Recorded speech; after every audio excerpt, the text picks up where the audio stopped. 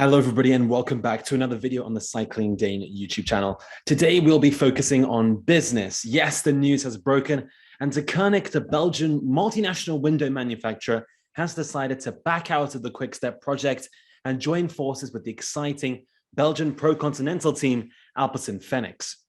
In the press release announcing the decision, Alpecin-Fenix manager Philip Roodhoft said, and I quote, "Getting Deceuninck on board alongside our current partners will give us the means to confirm our current level and at the same time further develop and materialize our future ambitions. As a Belgian multinational, they understand our continuous pursuit of perfection and ambition. So I am sure that in this sponsor match, we will excel together." End quote. And this partnership between the two will last for 4 years as they now take on the advertising position on the booties of both Alpecin-Fenix and their women's team Plantur in the next 4 years. This announcement may come as a shock to many who expected Deceuninck to stay with the Quick-Step project for the foreseeable future, especially given that they have been the title sponsor of the team for the past 2 years, even if Deceuninck will change their name to Quick-Step Alpha Vinyl in 2022. Nevertheless, why would this happen? Why is it a big deal that Deceuninck are now on board with Alpecin-Fenix? And what does this mean for them going forward? Well, going back to the press release, Roodhoft mentions at the announcement that he wanted the team to further develop and materialize its future ambitions. And this comes with UCI World Tour reforms that come into place in 2023, where it looks almost inevitable that Alpecin-Fenix will have to move up onto the World Tour level. This will mark a great turn for the team as they will have to prove themselves as a World Tour force across the board. This means getting top 10s in races that maybe they wouldn't really consider themselves as favorites for at the moment. The Deceuninck finance, which comes for 4 years, could support the team towards diversifying their lineup, particularly when it comes to Grand Tour racing and reaching top 10s in the general classification across the board. So this is certainly something that the team could look towards for injecting some finance in signing bigger names and in securing the names they have. And that turns us towards the Mathieu van der Poel factor. Of course, as the face of Canyons, Zwift and Alpecin themselves, Van der Poel is a global superstar at this point in the eyes of advertising campaign. At the age of just 26, he has plenty of years left in him, and no doubt his worth will rise. And with this, the financial demands of him and his agent will increase, making it harder almost for the squad to keep hold of the Dutch superstar. However, with this Deceuninck finance, it is certainly possible. Nevertheless, from Deceuninck's point of view, the exposure for them as a brand with Mathieu van der Poel, when he's winning the world's biggest races, such as the Ronde van Vlaanderen, such as Tour de France stages, this brings huge opportunities for them in expanding their brand recognition across the globe and outside of the home nation of Belgium.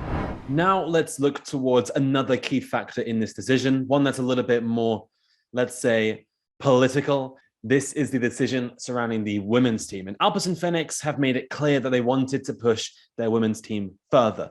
The Plantur Pura cycling team will also bear the name of Deceuninck Quick-Step and the sponsorship rights in 2022. In terms of what Deceuninck as a business said, well, they said that women's cycling is increasing in importance and they simply can't ignore that. And to quote the CEO of Deceuninck, he discussed it with Patrick, but Patrick is Patrick, of course, referring to Patrick Lefèvre, the head of Quick-Step Alpha Vinyl. Of course, Lefèvre has been on record discussing women's cycling before, often negatively. In fact, in his weekly column at the Belgian newspaper Het Nieuwsblad, he referred to women's cycling as a charity, which is certainly not the approach that Deceuninck, the business who wanted to expand their horizons into women's cycling, were looking for. With the announcement of the Tour de France Femmes and the continuation of the Women's Paris-Roubaix in 2022, it looks like women's cycling is really going to become an emerging market with some commercial interest there, making this a more lucrative business decision and also something that Deceuninck are looking for in terms of the ethics of their business and also brand exposure and recognition. Now let's look towards the national goals and the sponsor targets of Alpecin-Fenix as a team and Deceuninck as a Belgian business. There is some uncertainty surrounding Lotto Soudal and in terms of where their sponsorship is going to be over the next couple of years. And also with the reformed World Tour system, it puts Lotto Soudal under threat as they're not really a GC or Classics winning team. So this might mean that Alpecin-Fenix can emerge as a new great Belgian squad that could challenge Quickstep Alpha Vinyl, but with more of a Belgian core, or at least a Benelux core at least. And Alpecin-Fenix, yes, they boast some of the best riders in Belgium, such as Tim Merlier and Jasper Philipsen. So the team is certainly focused on the national identity, and their program reflects that, with a heavy focus on the Belgian classics and cyclocross seasons. If we dissect Roodhooft's statement once more, it is clear that Alpecin are welcoming Deceuninck as a Belgian company with an international focus. This could be very important in solidifying this national identity as the next great Belgian team, whilst the squad attracts international sponsors such as Alpecin and Canyon already. Maybe they're looking to focus more on sweeping up some of the rising Belgian talents, and also some of the existing Belgian talents that might be at different teams, are looking towards maybe the likes of Florian Vermeers, who's just 22 years old, or maybe even the older Belgian riders who are looking to retire or find a new home at a Belgian squad in the years to come. Nevertheless, this is the fallout of that big decision. Patrick Lefèvre doesn't seem to be too upset about it. And I think people are really expecting some fallout from this in terms of what Quickstep Alpha Vinyl are going to do. But I'm also intrigued to see where they're going to be in the next couple of years. We've seen Quickstep Alpha Vinyl lose a lot of names, as they've also lost the Deceuninck funding this year. I'm looking towards João Almeida and Sam Bennett as the key people here.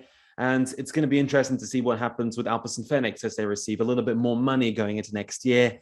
And with Alpecin-Fenix now on the cards for all 3 Grand Tours again in 2022, well, what are they going to bring to the table? And could they potentially sweep up a Grand Slam of Grand Tour victories in 2022? Well, that's everything from the Cycling Dane today. Don't forget to like and subscribe to the channel, and stay tuned for more content. We've got a lot of our end of year review coming up soon, so stay tuned for that. So all that's left to say is thank you very much for watching, and we will see you round.